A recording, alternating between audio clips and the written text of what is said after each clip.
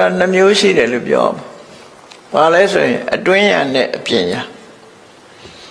အပြင်ဘက်ကကိုယ်ဒုက္ခပေးမဲ့ယန္တုကိုယ်စိတ်ထဲမှာဖြစ်နေတဲ့ယန္တုနှစ်ခုရှိတယ်ဥပမာပဲဆိုတော့ရှင်တဲ့နှလုံးထဲမှာဖြစ်နေတဲ့အကုသိုလ်စိတ်တွေကလည်းကိုယ်ယန္တုတွေပဲသို့တော့အဲ့ဒါကိုလူတွေကယန္တုလို့သိမထင်ဘူးအပြင်ဘက်ကမတည့်တဲ့လူကိုပဲယန္တုလို့ထင်ကိုယ်ရင်ထဲမှာဖြစ်နေတဲ့လောဘတွေဒေါသတွေမောဟတွေအိတ်တာတွေမစ္စရိယတွေဆိုတဲ့စိတ်ဆိုးစိတ်မိုက်တွေဟာဓမ္မလမ်းကြောင်းဖြင့်ထိန်းချောင်းနိုင်ခြင်းမရှိတဲ့စိတ်ဆိုးစိတ်မိုက်တွေဟာပြင်မကယန္တုတယောက်ဒုက္ခပေးတာတဲ့ပို့အစပေါင်းများစွာပို့ပြီးဒုက္ခပေးနိုင်တယ်လို့သူတို့ပြောတာနော်အစပေါင်းများစွာဒုက္ခပို့ပြီးတော့ပေးနေပြင်မယန္တုဆိုတာဒုက္ခပေးလို့ရှိရင်ဘဝတစ်ခုပဲဒုက္ခပေးနိုင်တဘဝပဲဒုက္ခပေးမှာဖြစ်တယ်နောက်ဆုံးမှသူဒုက္ခပေးလို့အသက်ဆုံးသွားရရင်တဘဝပဲအသက်ဆုံးမယ်နောက်ဘဝထိအောင်သူလိုက်ပြီးတော့ဒုက္ခမပေးဘူးသို့တော့ကိုယ့်ရင်နဲ့နှလုံးထဲမှာဖြစ်နေတဲ့လောဘဒေါသမောဟဆိုတဲ့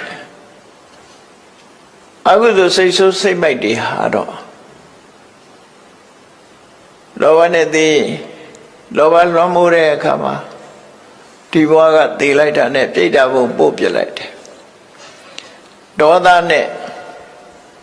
လွှမ်းမိုးထားတဲ့ဒေါသလွှမ်းမိုးထားတဲ့စိတ်စိတ်မိုက်ကမျက်စိလေးနှလုံးမိတ်ပြီးဒီဘဝအသက်ဆုံးသွားတဲ့ငရဲဘုံပို့ပလိုက်တယ်မောဟဆိုတဲ့လှုပ်တဲ့နာနဲ့မလှုပ်တဲ့နာမသိတယ်ဘာမှရင်လှုပ်တယ်အမှန်တရားကိုမသိတဲ့မောဟလွှမ်းမိုးထားတဲ့စိတ်ဆိုးစိတ်မိုက်ကမျက်စိနှလုံးမိတ်သေဆုံးတာနဲ့တပြိုင်နက်တိရစ္ဆာန်ဘဝပို့ပလိုက်တယ်တိရစ္ဆာန်ဘဝဆိုတာမောဟလွှမ်းမိုးနေတယ်ဘုံဘဝမျိုးပဲပြိတ္တာဆိုတာအမြဲတမ်းဆာလောင်နေတာကိုလောဘဖြစ်နေတယ်အမြဲတမ်းလောဘလွှမ်းမိုးထားသည့်အတွက်ကြောင့်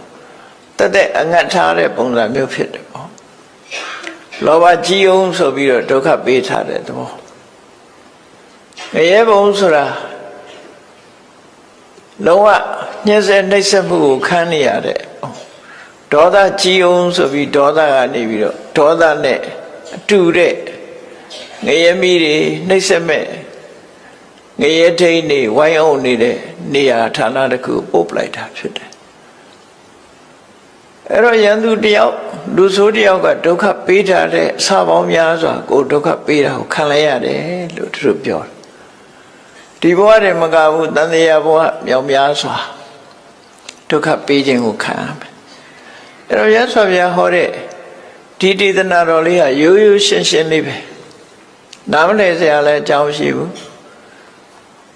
ဒီသောဒီတံယန္တံဂိရာလူဆိုးတယောက်ကလူဆိုးတယောက်ကလူဆိုးတယောက်ကိုလုံနိုင်တာတဲ့ဝေရိဝါပနဝေရိနာယန္တုတယောက်ကမိမိယန္တုပေါ်မှာလုံနိုင်တာတဲ့မိစ္ဆာပဏိဟိတံစိတ်တံစိတ်ဆိုးစိတ်မိုက်ကလောဘဒေါသမောဟတွေလွှမ်းမိုးနေတဲ့စိတ်ဆိုးစိတ်မိုက်ကပါပိယောနံတတောကရေအဲ့ဒီလူဆိုးကဒုက္ခပေးတာတဲ့ယန္တုကဒုက္ခပေးတာတဲ့ပို့လို့ပို့ပြီးတော့ဆိုးအောင်ဒုက္ခပေးနိုင်တယ်လို့ဒီလိုဆိုတဲ့စကားပဲနော်